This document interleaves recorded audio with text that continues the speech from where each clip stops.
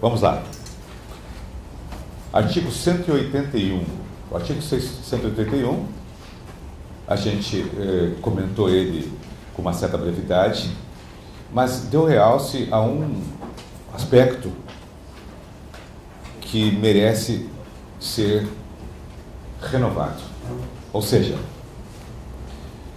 o artigo 181 fala de um prazo que o legislador chama de dilatório. E esse prazo dilatório, lembram os senhores, é o prazo fixado pelo juiz. Quando o juiz fixa um prazo, esse prazo ele é chamado de prazo dilatório. Quando a lei fixa o prazo, esse prazo é chamado de peremptório. Então, peremptório é o prazo fixado pela lei. O legislador diz o seguinte, que as partes podem buscar a modificação somente dos prazos dilatórios. E, além disso, deve haver um pedido fundamentado para a modificação desses prazos. Além disso, o requerimento deve ser conjunto, portanto, deve ser de interesse de ambas as partes. Então, fica fácil eu lembrar no dia da prova, quando eles colocarem alguma coisa para eu poder diferenciar se o prazo que está se referindo é dilatório ou peremptório, essas notícias. Ou seja, peremptório, as partes não podem mexer, não podem tentar, não podem pedir, não podem requerer. Sim, só os dilatórios. Com aquilo que eu falei. Não pode ter vencido, tem que haver fundamentação, tem que ter requerimento conjunto. Agora, o peremptório, o juiz pode mexer. Mas o juiz pode mexer por uma questão que ele, juiz, reconhece. Você sabe que não é por acaso que um juiz começa a sua carreira como magistrado lá na Barranca do Rio Uruguai? Ele começa lá porque o que o tribunal quer é que ele, de lá, venha chegando em Porto Alegre, onde há o maior volume de processo, nunca igual a outras comarcas também consideradas de entrância final há bem pouco tempo para cá, como Pelotas, Santa Maria, que somente Porto Alegre um dia fora considerado durante muitos anos como comarca de entrância final, da onde, inclusive, para ser guindado ao desembargador, tinha que ser juiz de entrância final, então todo desembargador teria que ter sido juiz um dia em Porto Alegre. Começou lá na Barranca do Rio e veio vindo, e essa vinda dele é se dada por dois motivos, ou seja, a antiguidade e o merecimento, um ou outro. Não é por acaso que o juiz começa lá na Barranca do Rio. É para que ele conheça a sociedade de lá, para que depois ele conheça uma sociedade de meio do Estado, e ele chegue depois nos grandes centros e conheça os hábitos, costumes, até os territórios dos grandes centros, para ele, como desembargador, poder se lembrar e se situar para julgar um eventual recurso de um processo de um lugar semelhante onde ele esteve, cuja população tinha hábitos daquela região. É uma verdadeira cultura. O nosso judiciário apregoa isso. Tu nunca vai ver um juiz de direito que prestou concurso já assumir em Porto Alegre e ficar sua vida inteira em Porto Alegre. Porque há essa preocupação do tribunal. Olha, se a gente for ali para a Serra, ali tem coisas da habitualidade da vida na Serra que são coisas diferentes do que acontece, por exemplo, nas missões. Então, a lei é uma mesma, lógico que é, mas contemplar, por exemplo, um crime, até que ponto é um crime? Até que ponto figura alguma coisa contra o crime, por exemplo, contra a honra, de um palavrão que se diz numa cidade grande em relação a uma pessoa, numa cidade pequena, de um povo pequeno, aonde a interpretação disso pode ter uma conotação. O juiz tem que saber sentir essas coisas para poder estabelecer inclusive o quanto de uma pena, porque o Código Penal, se tu pegar, diz assim, pena de tanto a tanto, não traz como se fosse simplesmente uma tabela a ser aplicada, líquida e certa. O juiz é que vai dosar a pena, e para dosar a pena, ele vai levar em consideração uma série de coisas. Vamos fazer um exemplo paralelo, bem rápido? Todos nós sabemos que tu deixar teu carro estacionado na rua e fechado, ninguém tem o direito de vir roubar o som do teu carro.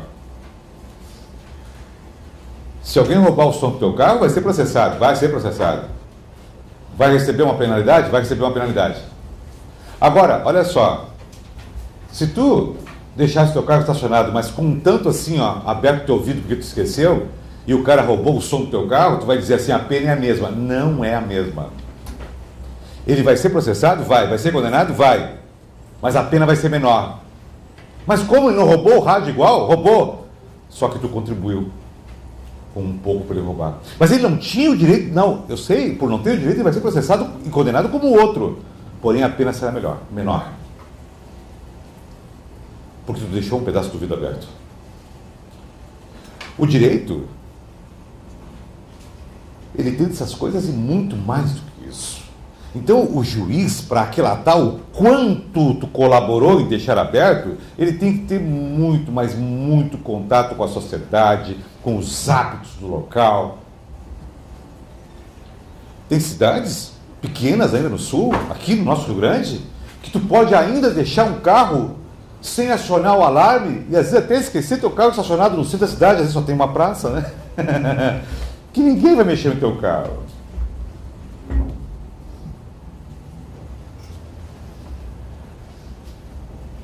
O juiz, quando vai fixar um novo prazo peremptório, que vai se mudar o prazo da lei, ele tem que saber, por exemplo, que se um advogado não pôde atender um prazo de resposta, porque tem que deslocar com o seu automóvel levando a contestação, por exemplo, na estrada do inferno, onde se começa a chover, quanto mais acelerar, tu acelera, mais teu carro fica enterrado. Estou falando de mostardas ali em direção ao litoral. Tu vai dormir uma noite inteira com as ovelhas te olhando, naqueles campos que são lindeiros da estrada. O juiz tem que conhecer, o juiz tem que saber disso. Por quê? Porque se tu olhar os prazos peremptórios, tu vai ver perfeitamente que, olha ali, ó, o juiz poderá, olha interessante, mexer os prazos peremptórios. Olha o 182, é defesa das partes, sendo que todos estejam de acordo, reduzir ou prorrogar os prazos peremptórios. O juiz poderá, nas comarcas onde for difícil o transporte, prorrogar quaisquer prazos, mas nunca por mais de 60 dias. Se o juiz não souber se na sua comarca existe um local de difícil transporte, ele tem que saber. Tem que saber. Tem muitas pessoas que pensam que o juiz é simplesmente um aplicador da lei. Se fosse assim, não precisaria nem ser juiz, qualquer um poderia aplicar a lei.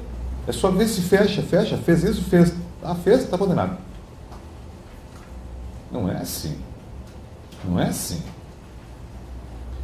Eu falo isso porque todos os senhores, como eu faço hoje, os senhores farão daqui um pouquinho mais, daqui um tempinho mais, que nós estamos fazendo, vocês estarão executando ordens judiciais. E executando ordens judiciais, os senhores representam o juiz lá fora da sociedade.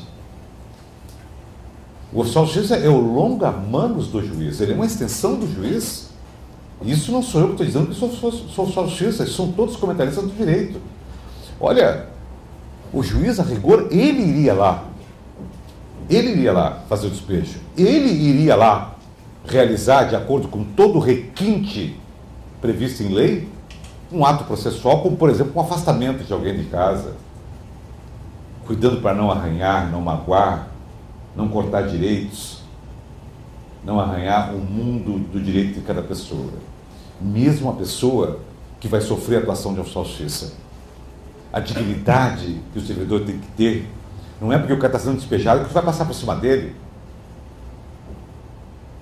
Não é porque o fato de ter alguém entrado com ação contra alguém que tu vai tratar mal essa pessoa porque ele está ocupando um polo passivo de uma relação processual. Quem é que me assegura que toda a ação é julgada procedente? Se fosse assim, nós não teríamos ações julgadas improcedentes. Então, como é que tu vai desenvolver esse tipo de tratamento com a pessoa? E mesmo depois de sentenciado, ainda tem a dignidade de ser executado o ato, que cada um tem direito. Então, o juiz conhece tudo isso.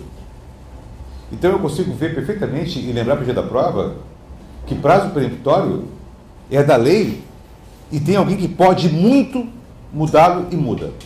Então, no dia da prova, vem uma questão perguntando sobre prazos peremptórios, quem pode mudá-los? O juiz. As partes não.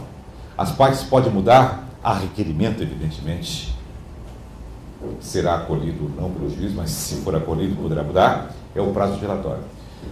Olha só, o juiz marca uma perícia num processo, porque ele necessita desse auxílio técnico para seu convencimento.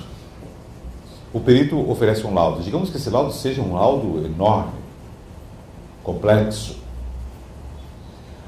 O juiz estabelece um prazo para que as partes se manifestem sobre o laudo. Isso é natural no processo. Tudo que entra no processo tem que ser submetido ao crivo de ambas as partes. No Código de Processo Civil não tem prazo fixado previamente para peritos devolverem laudos. Também não tem prazo, exceto assim, um prazo único, varia de caso para caso. Mas o que não tem prazo é para as partes se manifestarem sobre o laudo. Esse não tem nenhum prazo, nem variável e nem fixo. Então, nós vimos na última aula que quando a lei não prevê prazo, compete o juiz fixar. E quando o juiz fixa, esse prazo é chamado de dilatório. As partes podem requerer a modificação do prazo dilatório. Correto? O juiz pode mudar. Agora, mudar o prazo de 5 dias para contestar uma cautelar, mudar o prazo de 15 dias para contestar uma ação de rito ordinário, mudar o prazo de 3 dias que tem na execução o devedor para pagar sob pena de penhora, as partes requererem isso e o juiz acolher isso? Não.